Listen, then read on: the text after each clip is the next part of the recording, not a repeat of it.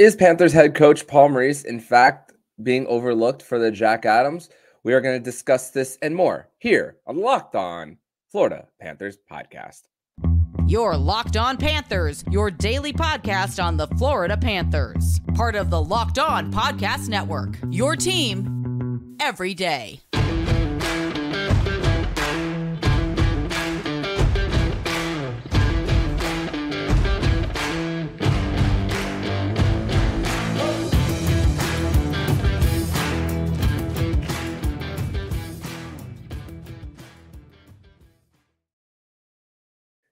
And welcome into this Friday, January 19th edition of the Locked On Florida Panthers podcast, part of the Locked On Podcast Network, where it's your team every day. Thank you for making the Locked On Florida Panthers podcast your first listen of the day. I'm Armando Velez from the Hockey News, and you can follow me on X at MondoMan12, follow the show account on X and Instagram at LO_FLA Panthers. And shout out to the everydayers who come back here and get your daily Florida Panthers fix. And today's episode is brought to you by FanDuel. Make every moment more. Right now, new customers get $150 in bonus bets guaranteed when you place a $5 bet. Visit FanDuel.com/lockedon to get started. So, Florida Panther fans, happy game day, by the way. This is the end of the 5-game homestand for the Florida Panthers. And this is honestly a great territory to be in as far as schedule-wise, not necessarily what the skid that the Florida Panthers have gone through, because now with the Panthers, their run to the Stanley Cup final, which means more nationally televised games and all, which means the opportunity for more of those Wednesday night hockey games. I know that Wednesday's game wasn't originally scheduled for the Florida Panthers against the Detroit Red Wings, but it puts the schedule a little bit. It has a different feel to the schedule than in prior years where you're used to Tuesday, Thursday, and Saturday. Now we're seeing more of these Monday, Wednesday, Friday games more, and it's different as far as the scheduling when it comes to obviously the recording. But it's great to see that the national exposure that the Florida Panthers got, even when it wasn't scripted that way, as far as Wednesday night and even throughout the rest of the season as well, because there's plenty more coming up for the Panthers as well. And speaking of schedules and differences, there's no Fairbanks Friday today, but no worries. Schedule conflict as far as us two recording. So Nick will be back next week on the show. So I want to discuss more about just the Panthers and their 3-game losing streak and right now. And I want you guys to think about something real quick. As far as that, not only have we waited until this part of the season, past the halfway point, to see the first one for the Panthers. More times than not, they are banking points. More often too. We were speaking about the loser point earlier on this season, right before the 9-game winning streak. Is like you want to see the Panthers get more into overtime, but at the same time, with the 9-game winning streak, you still have the most regulation wins in the Eastern Conference, at least. And here's one other thing: before the Panthers lost their 3rd straight, there are only 2 teams going into Wednesday night's action that did not have a 3-game losing streak. It was the Florida Panthers, but now there's only one, and it's the Vancouver Canucks. So to give you guys a little bit of perspective on how great everything has gone for the Cats as far as the ability to bounce back more times than not after losses is the greatest thing about what's going on in this season, as the team is just so hungry after making the Stanley Cup final, and just the people that they brought in to fit what they're trying to do as far as that, which it's incredible. You continue to see the statistics defensively on passes down the middle in the slot as well, and opportunities for goaltenders to be on top of their crease, take away the angles at the same time. So the shot quality isn't as great as it has years before for the opposition. And it's just, you got to be quite pleased as far as that when it comes to this. And a way to describe, if I had to put a little bit of an analogy of what the Panthers are kind of going through this bit of a skid, which, listen, once again, you win tonight, you get 6 of 10 points on the homestand. And still, it's putting out, it's going to go straight into the analogy. It's let's say you are cooking something in your kitchen. And for example, my intention is to make an omelet. And I try flipping it and it goes wrong and it doesn't go as well as I want it to. And a little bit of it falls onto the pan, which creates a little bit of a small-ish flame fire there, a little bit of smoke. So, when it comes to, at least in what I do as far as that, when a little bit starts to come up and it starts to, I just reach over and I blow it out. But you're not phased by it. That's the thing. You are aware. The alarm not necessarily the alarm in the house goes off, but the alarm in your head goes off as far as quick reaction and doing something about it when it comes to that little smoke that you see, as far as that.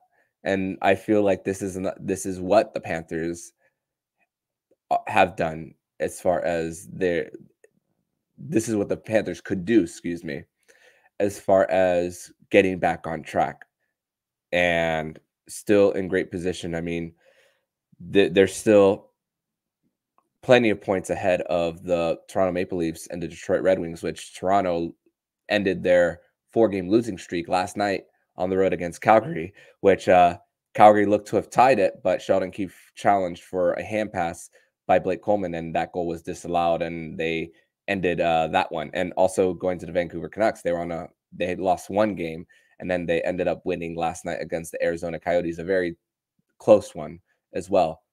So there's still that opportunity to still bank some points, especially with the home heavy schedule that the Panthers do have. I mean, going for on the road for one game and then being back in your own barn as well.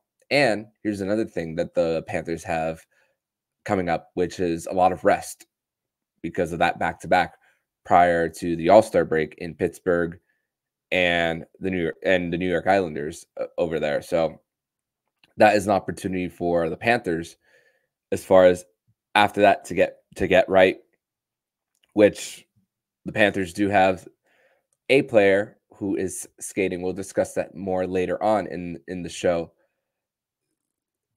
This team is getting healthier as far as that. So we will see more of that, and we even spoke about it prior to the game against the Tampa Bay Lightning on December 27th about how the Panthers come out of breaks, and most times they come out firing. But there's still a lot of business to take care of, as there are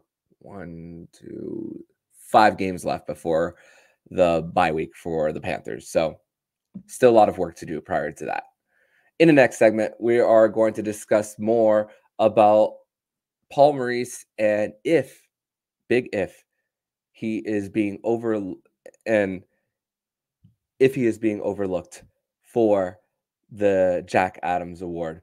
We are going to discuss that and more here on the Locked On Florida Panthers podcast.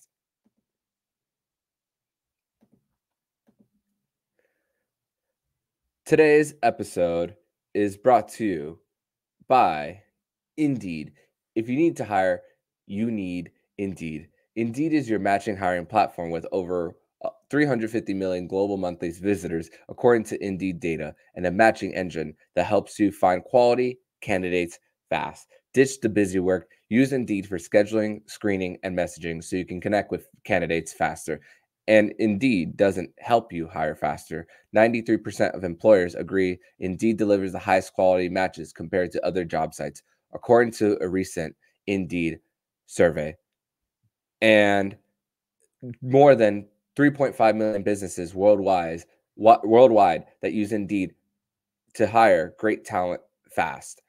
And listeners of this show will get a $75 sponsored job credit to get your job more visibility at Indeed.com/lockedon. Go to Indeed.com/lockedon right now and support our show by saying you heard about Indeed on this podcast. Indeed.com/lockedon. Terms and conditions apply. Need to hire? You need Indeed.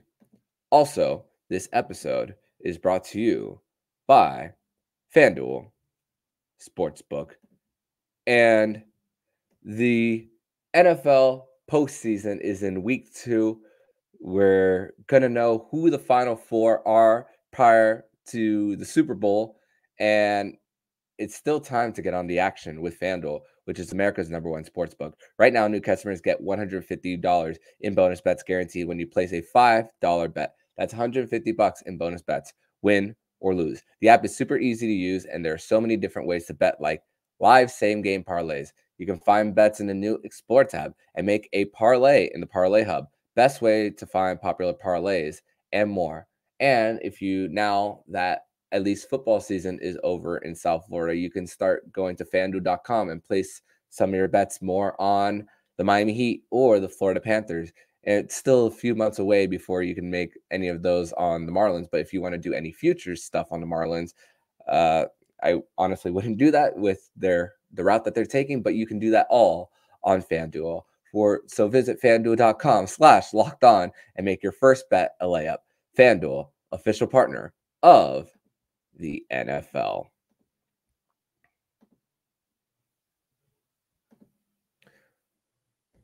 Locked On has launched the first ever national sports 24/7 streaming channel on YouTube. Locked On Sports Today is here for you 24/7, covering the top sports stories of the day with the local experts of Locked On, plus our national shows covering every league. Go to Locked On Sports Today on YouTube and subscribe to the first ever national sports 24/7 streaming channel.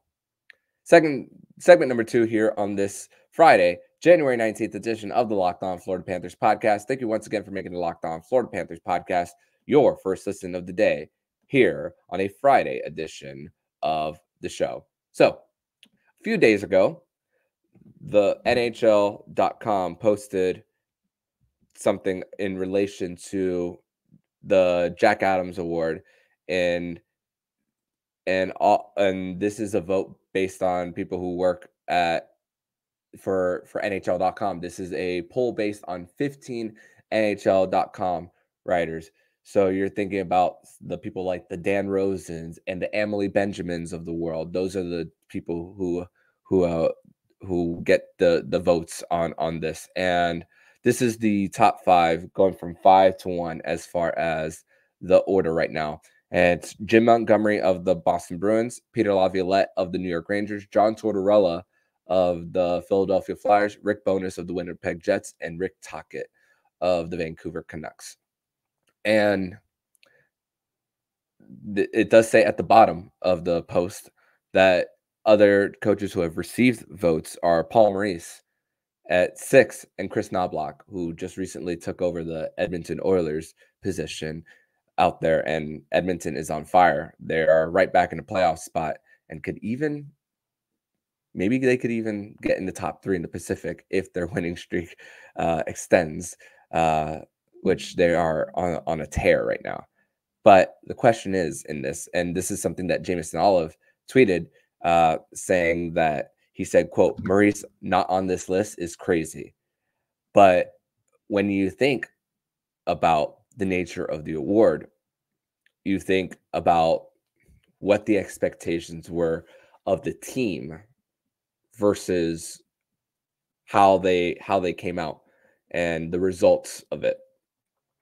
And in every situation has been different. I mean, in the case of the Florida Panthers, they dealt with something that we spoke about all offseason with the injuries of Brandon Montour, Aaron Ekblad, different parts of the team that are new that you had to say goodbye to.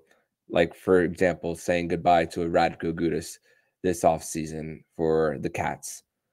You had to make some tough decisions as far as your future, and even in the short term as far as signing an OEL, a Dmitry Kulikov, and those guys having to play bigger roles in the top four on defense, and they got through.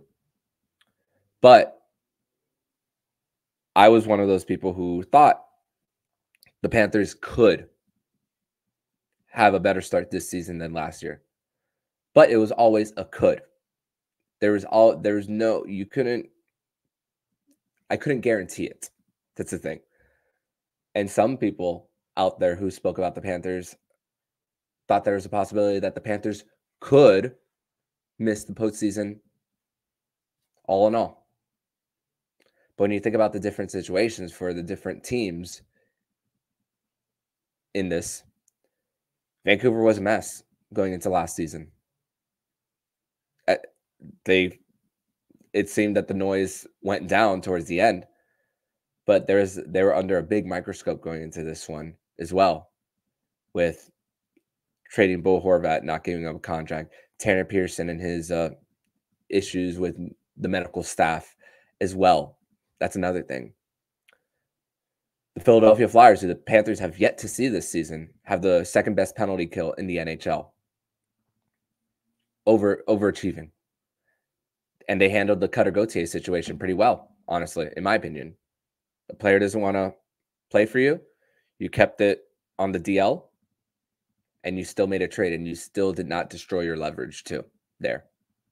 And John Tortorella challenging guys like a Cam York as well when being sent down to the minors and then coming back and playing well. I know there has been conversation about Morgan Frost and being a scratch and all, and not getting an opportunity as well. Owen Tippett has played well under Tortorella. I mean, by the way, if you haven't seen the goal from last night from Owen Tippett and the last week, go look him up. Owen Tippett is on a tear, and there was no guarantee that Owen Tippett was going to be that successful here, at least individually. Peter Laviolette, a lot of people were down on the Rangers after their round one exit, and now they're towards the top. They are at the top of the Metro and challenging for the number one seed in the East and even the President's Trophy. So that's valid as far as the Rangers.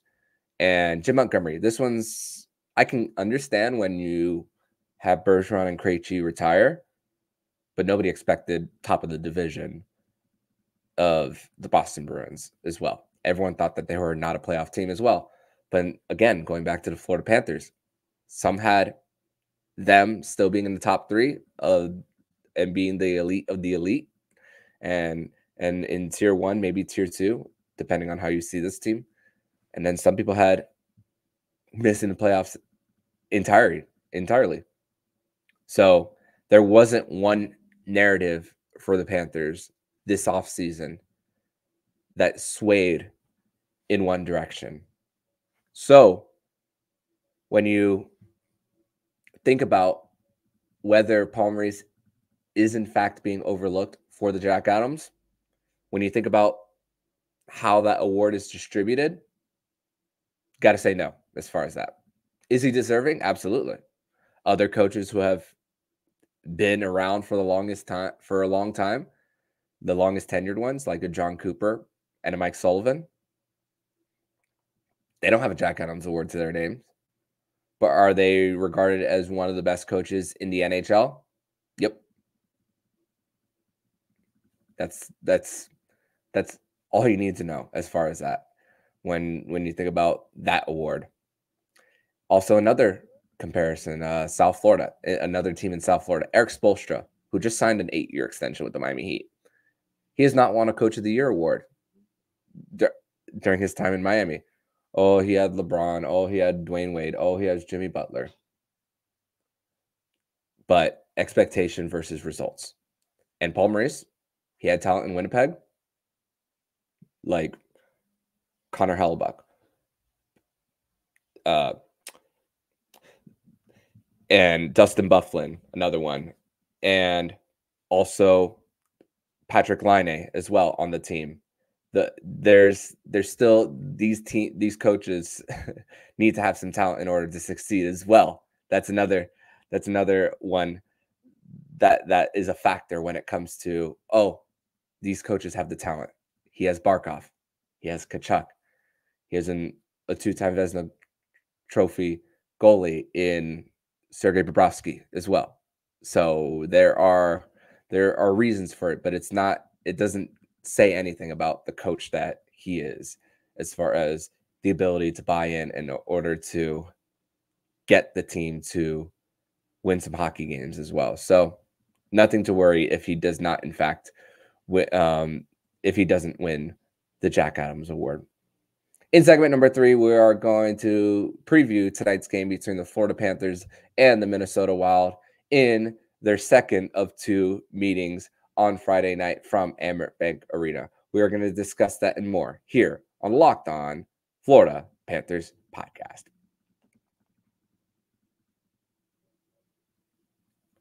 Today's episode is brought to you by Jace Medical. And I know we come to sports to escape some of the crazy realities of life. Can we talk for a minute about preparing for real life? According to the FDA, pharmacies are running out of antibiotics like amoxicillin right in the middle of the worst flu season in over a decade. This is scary. I can't imagine a more helpless feeling than if one of my family members or their kids got sick while a supply chain issue kept them from life-saving medications they needed. And they'll be okay because of Jace Medical. The Jace case is a pack of 5 different antibiotics to treat a long list of bacterial illnesses, including UTIs, respiratory infections, sinusitis, skin infections, among others. This stuff could happen to any of us. Visit jacemedical.com and complete your physician encounter. It will be reviewed by a board-certified physician, and your medication will be dispensed by a licensed pharmacy at a fraction of the regular cost. It's even more important to be prepared than today. So go to jacemedical.com and use offer code LOCKEDON to get $20 off your order. That's JASE medical.com.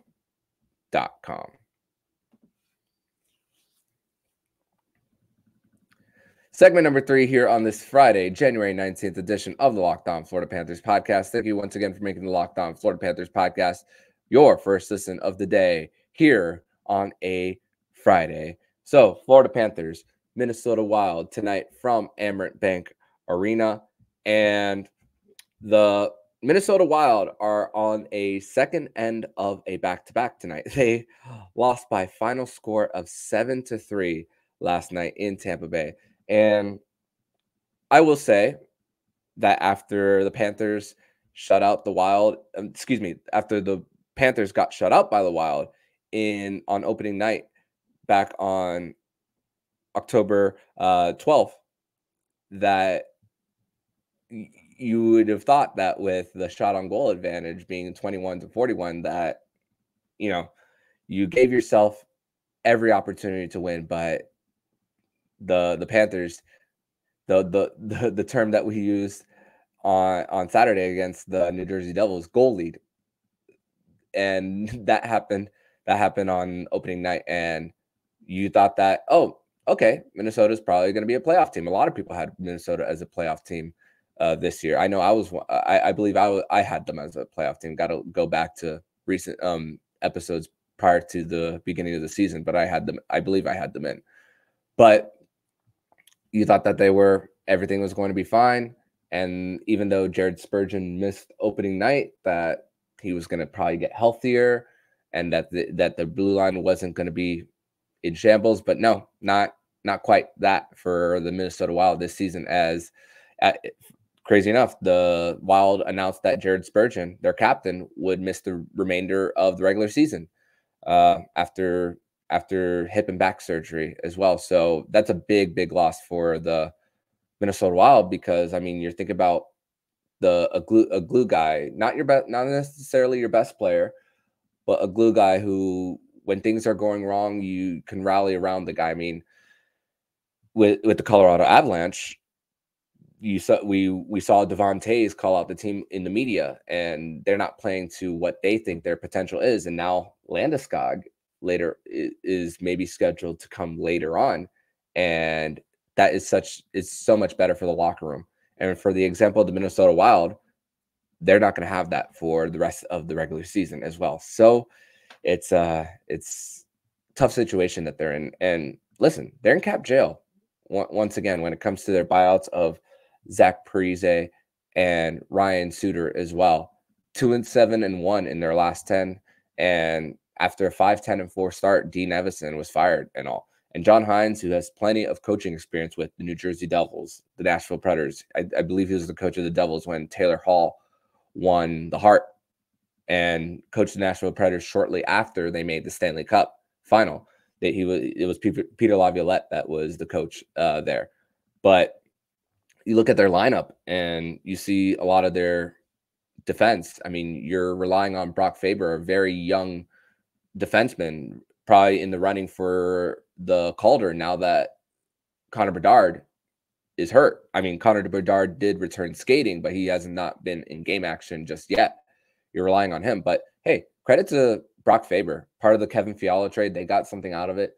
And he's the fastest defenseman to 20 assists and fastest skater, second fastest skater to get 20 assists. The only one he was behind as far as fastest to 20 assists was his teammate in Brock Faber. So there are some pieces there for the Minnesota Wild. Him, Kirill Kaprizov as well, Matthew Boldy. So there are things to build around.